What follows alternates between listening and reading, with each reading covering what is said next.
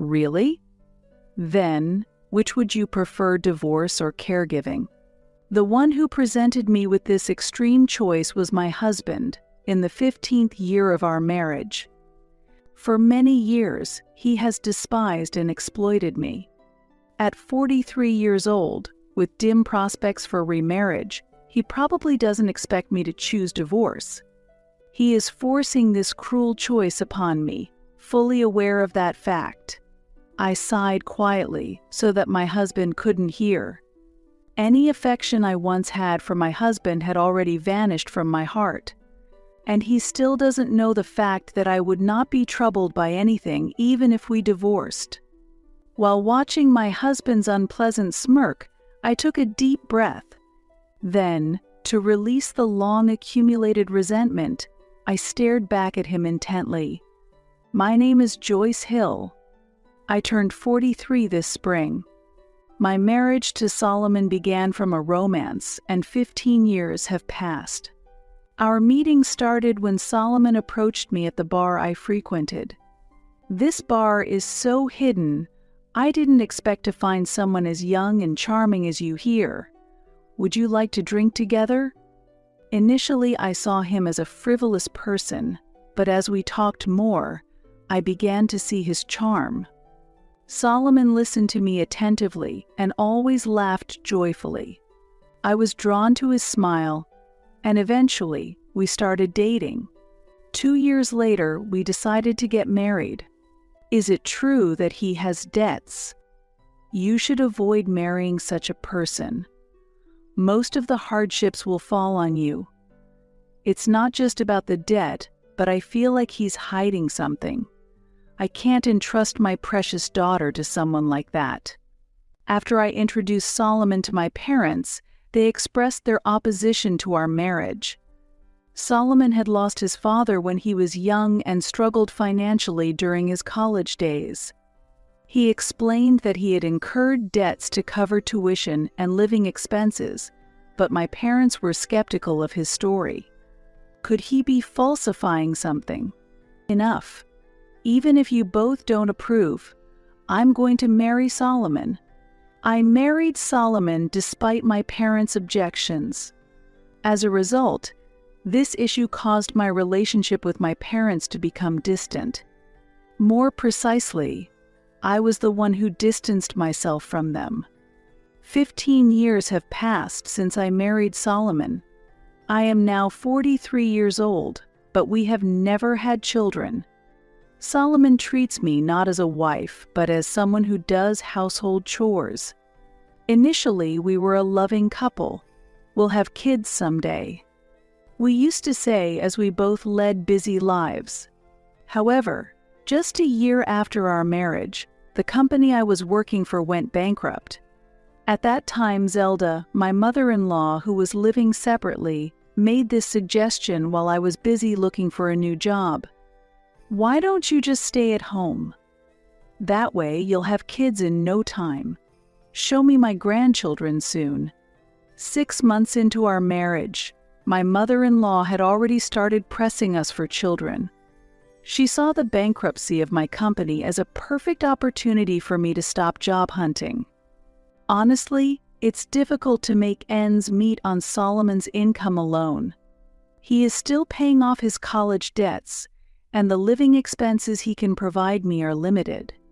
Ignoring Zelda's words, I managed to find a new job, but this seemed to have backfired.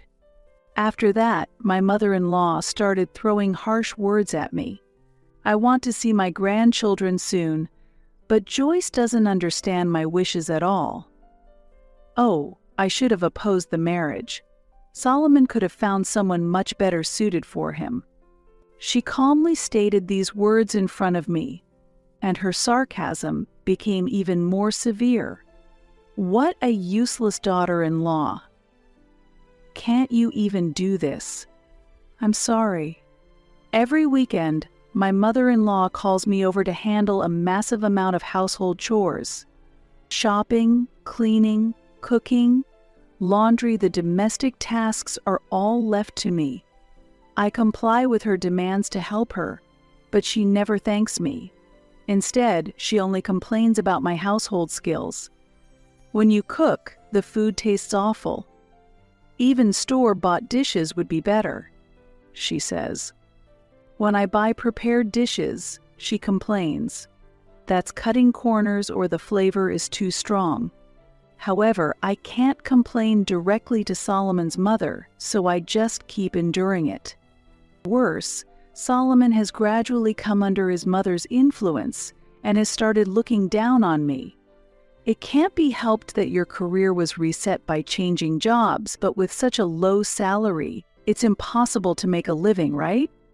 You understand that, don't you? I can't afford to support you alone, so I want you to earn at least $30,000 a year. That's the standard. Since it was right after I changed jobs, my income was very low. Solomon was dissatisfied with this and demanded that I earn more, and in addition, he pressed me to perfectly handle the household chores and deal with my mother-in-law. After returning home, he does no housework at all, and on weekends he goes out and has fun.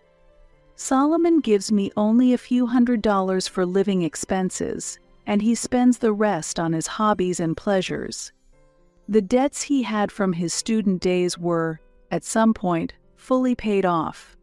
It later became clear that these debts were due to a gambling addiction, and his story of being a struggling student was a lie.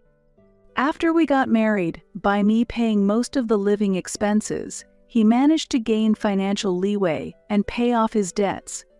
However, even after repaying his debts, the amount of living expenses he provided me remained small. In this situation, I continued to live frugally, but Solomon blamed me, saying, "We're living like this because you don't earn more." Due to this stressful lifestyle, one day, I suddenly collapsed at work. The doctor diagnosed it as being due to overwork. When Solomon and his mother visited the hospital, they were angry that I collapsed from overwork. "You're too weak to collapse from something like this. Can you really live like this?" they criticized me. What Solomon is saying is right. Really, it's pathetic to collapse from overwork.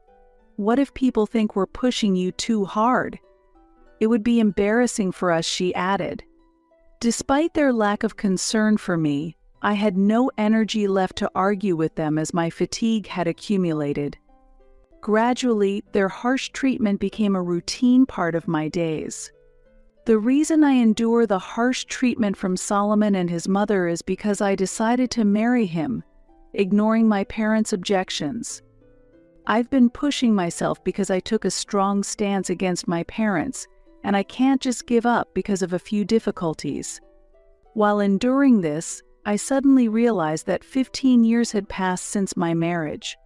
During this time, Solomon and his mother's treatment of me has never improved. I've always been treated like their servant. I no longer have the energy to fight back. However, recently her health has worsened, and I've been called more frequently to take care of her. "Mother-in-law, you should go to the hospital." I've been doing the household chores at her house every week, but about a month ago, I noticed that her complexion was bad. Today, she looked particularly unwell, giving out orders in a harsh tone while sitting in her chair. Having been treated like a servant for years, I'm used to it, but I can't overlook someone who looks sick right in front of me. Still, she seems to dislike my concern. Stop playing doctor. I'll decide about my own health. But, quiet. While shouting, she threw a cup from the table in my direction. However, lacking strength, the cup didn't reach me and fell at her feet instead. "What are you doing?" "Pick up that cup and clean it up." Seemingly wanting to get away from me quickly, she staggered up from her chair and went into the next room. I silently wiped up the contents of the cup that had fallen to the floor. Well, she's so energetic, she must be fine. I had been discussing her health with Solomon, but he showed little interest. "Taking care of my mother is your job, isn't it?" There's not much I can do if you tell me about it. Normally I say nothing, but this time I wanted to retort. But she's your mother, isn't she? But retorting wouldn't change the situation. If anything, it would just lead to Solomon complaining more. Lately, Solomon's return home has been getting later. I haven't had the chance to discuss her condition, and the days just pass by. And then one day, everything changed. What? My mother-in-law was rushed to the emergency room. I received a call from the hospital while I was at the office. They tried calling Solomon, but he didn't answer, so the call eventually came to me. I hurriedly wrapped up my work and headed to the hospital. She had collapsed while shopping at a local deli. According to the doctor, although her life was not in danger, she would need support for daily activities after being discharged. Can it be? Until now, she had lived separately from us, and that distance was what made my difficult life somewhat bearable. But if we were to live together, I had not been disturbed by her harassment over the past 15 years, but now I was filled with anxiety. If I were to live with her, would I be able to maintain my mental health? After hearing the situation at the hospital, I left her in the doctor's care and returned home. Solomon hadn't come to the hospital, he was waiting at home. When I explained what had happened, he became angry. Why didn't you take her to the hospital sooner? It's your fault that my mother ended up in this condition. I had repeatedly urged her to go to the hospital, but she wouldn't listen to me. I had consulted Solomon about it, but he found it too bothersome and did nothing. Really, is this my fault? As I silently pondered, Solomon sighed heavily. Then, he made an unbelievable suggestion. Now that things have come to this, there's no choice but to have my mother live here. We'll sell her house and land. Of course, you will take on the caregiving. Using caregiving services would be too expensive, so I'm leaving all of her care to you. What? But then I won't be able to continue working. What are you talking about? It's only natural that you continue with your job and the housework as before.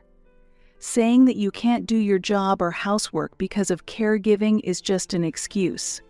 Faced with Solomon's unreasonable remarks, I was simply stunned. Does he really think I can handle caregiving, work, and household chores all by myself? It's impossible. At these words that slipped out unexpectedly, Solomon reacted, If we're going to take care of your mother here, we must share the responsibilities of household and caregiving. It's impossible for me to do everything alone. Solomon looked surprised at my rebuttal. Having spent the past 15 years mostly without defiance, not only he but also I was surprised by my own reaction. However, those spontaneous words highlighted how unrealistic his demands were. Solomon frowned and retorted, "Is that so? Then, which would you prefer, divorce or caregiving?" Choose either. I don't care." While saying this, Solomon gave an unpleasant smirk, imposing a tremendous choice on me. "You're not on good terms with your parents, and if we divorce, who will you rely on? It'll be difficult for a woman alone to live decently. With such a low salary, if you leave me, that's the end. Without me, could you even survive?" Thus, Solomon confidently indicated that divorce was not an option for me. Witnessing him looking down on me with such arrogance, it felt like something inside me broke. "All right then, I choose divorce. I'm moving out today. Why don't you ask your 23-year-old lover to take care of her?" "What?" Surprised by my unexpected response, Solomon let out a jesting tone I had never heard before. His voice sounded so pitiful that I almost laughed, but I thought better of it, as laughing would not help the situation progress. Holding back my laughter, I pulled out something I had been hiding in my bag for a long time. Here, take this. While puzzled, Solomon took the bulging brown envelope I offered him. As he checked the contents of the envelope, his face gradually turned pale. "What is this?" As Solomon's voice trembled, I answered calmly, "It's evidence of your affair with your 23-year-old lover." The envelope contained numerous photographs. In the photos, Solomon was seen intimately linking arms with a young woman. Solomon's return home had started to get later 6 months ago. At that time, I began to suspect his dishonest actions, but I had yet to obtain concrete evidence. However, his consistently cheerful demeanor when he came home every day intuitively told me something was off. So I hired a detective and discovered that he was indeed having an affair. His affair partner was a 23-year-old stripper. He first visited the Cabaret Club as part of a business association. Solomon, inherently frivolous, had dated several women before our marriage, but it seemed that these women issues had resolved after he shifted his interests elsewhere post-marriage. However, one day, invited to a strip club by a business contact, he met a woman who perfectly matched his ideals and fell for her instantly. Since then, he has been pouring his salary into that strip club, eventually forming an intimate relationship with the stripper. Your affair partner? She's cute and young, but do you think she can take care of your mother? Your mother likes to give orders, and she will be even more demanding after she's discharged.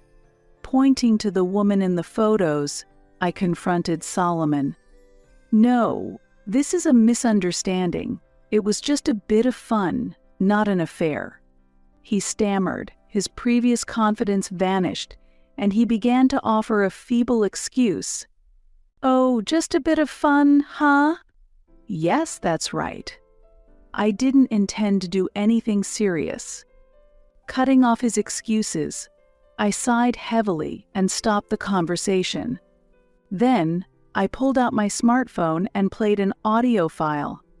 "I'll divorce my wife soon, and then I'll marry you right after. I'll protect you for the rest of your life." Hearing Solomon's sweet voice from the smartphone, I grimaced with discomfort. Meanwhile, Solomon, pale-faced, stared at me, demanding to know why I had such a thing. "This is just a part of the evidence collected by the detective agency. There are loads of your call records with her. And whether or not you were serious doesn't matter. Having an affair with someone else while married to me is clearly infidelity." While saying that, I selected a photo from the stack of evidence and showed it to Solomon. In the photo, they were captured entering a hotel, arms linked intimately. "Do you want to see more? I can show you plenty of other evidence. Are you still planning to make excuses?" Solomon shuddered at my challenging question. He probably realized that he could no longer talk his way out of this. Changing tactics, he began to accuse me. "Hey, did you use my money to hire a detective? Using my hard-earned money for such wasteful spending? Give me back my money." Caught off guard by this unexpected attack, I was momentarily at a loss for words. Solomon seized this opportunity to further his verbal assault. "Do you know how much it costs to hire a detective? Using my money for such a ridiculous investigation? You're the worst wife. Well, if you return the money with interest, I might forgive you this time." Seeing Solomon twist the situation for his own benefit, I was utterly astounded and asked, "When did you become so petty?" Struggling to maintain my composure, I calmly retorted to Solomon, "I used my own savings for the detective. I haven't touched your money at all, so no worries there." "That can't be true. There's no way you have that much money to hire a detective. Or, did you not know that I was recently promoted to department manager? I'm earning quite a sum now." Solomon was visibly shocked by this unexpected revelation. After graduating from college, the company where I had worked for a long time went bankrupt due to the economic downturn. In my next job, I started from scratch as a basic sales clerk, despite leveraging my experience. I was initially placed in a sales administration role, but there was a system in place that promised additional bonuses for success, not just a base salary. Content at first with the administrative position, I faced Solomon's complaints of earn more and directly requested my boss for a transfer to sales. The sales role was challenging, but I embraced the challenge and became the first person to transition from an administrative to a sales role at the company. At the time, the company was seriously short-staffed in sales, and help was desperately needed. After handing over the sales admin tasks to a newly joined female employee, I started focusing entirely on sales. The sales job was indeed tough, but it turned out to be surprisingly suitable for me. I achieved results that matched those of my male colleagues and gradually earned recognition, leading to multiple promotions. Now, I hold the position of department manager. While many women interrupt their careers for childbirth and childcare, I was able to continue working because Solomon and I didn't have children. This allowed me to build and advance my career. Had we had children, my career might have been interrupted, and divorcing Solomon could have been more complicated. Why didn't you tell me something so important? I tried to tell you. But whenever I tried to talk, you hardly listened, did you? When I decided to transition from sales administration to a sales position, I attempted to share this with Solomon. However, he said, "Work talk? Spare me. I don't want to hear about it when I come home. I'm tired." And with that, he never listened to the end of my story. With each promotion, I tried again to tell Solomon, but he never seemed interested in listening. Despite his constant demands for me to earn more, he showed no real interest in what kind of work I was doing or how much I was actually earning. It was last winter when I saw the amount of the bonus I received from the company, and a thought struck me. If I'm handling such a large amount of money, I could live comfortably on my own. I had never thought that way before, but at that moment, it just came to me naturally. Perhaps I had been harboring some dissatisfaction with my situation for a long time. I had married Solomon despite strong opposition from my parents, telling myself that I must overcome any difficulties to stay with him. However, even with such determination, there are limits to what one can endure. After 15 years of marriage, I finally reached that limit. Following this realization, I decided to divorce and hired a detective for that purpose. While I had suspected Solomon's dishonest behavior, I had not yet taken any concrete steps. Until now, I had not considered divorce as an option, convincing myself that I should stay with Solomon no matter how hard it was. However, the moment I decided to divorce, I took action. I finally obtained proof of the affair, and now I am confronting Solomon. Solomon has not treated me as an equal. To him, I was merely a convenient tool, routinely belittled and treated like a servant. Before our marriage, he was kind and listened to me. However, at some point, he changed into this cold person. Perhaps I just hadn't noticed before, but maybe Solomon was always like this. Who would want to stay with such a person? Normally, it's impossible. That's why I chose divorce. I definitely do not want to take care of a mother-in-law who has never valued me from the start. Even if offered money, I would refuse. After her collapse, my mother-in-law's body became frail, but her mind remained sharp. If I were to care for her at home after her discharge, it's certain she would treat me more like a servant than before. I would consider caregiving if she respected and appreciated me, but expecting such an attitude from her is unrealistic. When Solomon confidently forced me to choose between caregiving and divorce, my mind was already made up. I should tell you, I earn more than you do. What? Despite your lack of substantial contributions to our living expenses, the fact you never questioned our lifestyle shows how oblivious you are. The reason you could eat every day is because I was earning. It seems you still don't understand, but you're the one who would be in trouble if we divorced. Solomon, who has always looked down on me, is clearly upset to learn that I earn more. His face turns red, his lips press tightly together, and he trembles with anger as he glares at me. As I watch him in disbelief, he blurts out something unexpected. Fine, I get it. I want a divorce from such an arrogant woman like you. In exchange, give me half of your savings. There's such a thing as division of property. His foolishness makes me look up to the sky in frustration. But I quickly return my gaze to him and deliver a further blow with a cold voice. If you're going to claim division of property, you'll need to speak to my lawyer. What? A lawyer? Are you surprised? I've already contracted a lawyer to handle the division of assets. If Solomon had said he would take care of his mother's caregiving himself, I would have reconsidered the divorce and put the lawyer on hold.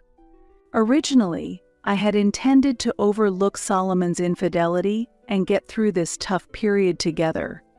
I hadn't expected him to make such a proposal, but it ended up this way. Solomon clearly became flustered the moment he heard the word lawyer. A lawyer, is that? Isn't this something we can handle ourselves? There's no need to go that far. You've never listened to me properly and have ignored me all along. That's why I think it's impossible for us to resolve this alone. Moreover, I want you to take responsibility for everything that's happened, and involving a professional is the best way to ensure that. Solomon looked around anxiously with a pale face. Did you really think you did nothing wrong? At that, Solomon's face contorted even more. He had demeaned and treated me like a servant, but he seemingly never anticipated being retaliated against in such a manner. His selfish actions made me regret marrying him and resent my own choices. Then, I'll start packing. You figure out the rest. As I said this and began to leave, Solomon suddenly reached out and grabbed the hem of my clothes. Wait. Let go. I don't have any money. I frowned at Solomon's sudden confession. I got obsessed with the stripper and bought her lots of designer goods to get her attention. Because of that, my savings are almost gone. That's why I don't have any money to give you. Recently, I've even been borrowing a bit from my mother's pension. Unbelievable. You've been using your own mother's pension. This was the first I'd heard of it, but it seemed like something Solomon would do. A thought suddenly struck me. You never talked about living together before, but as soon as your mother got sick, you suggested it. Not really for her sake, but for your own benefit, right? Are you trying to sell her house and land to get the money? At my words, Solomon awkwardly diverted his gaze. The nausea stirred within me knowing my husband could act so calculatingly. You're truly despicable. To do such things for your own gain.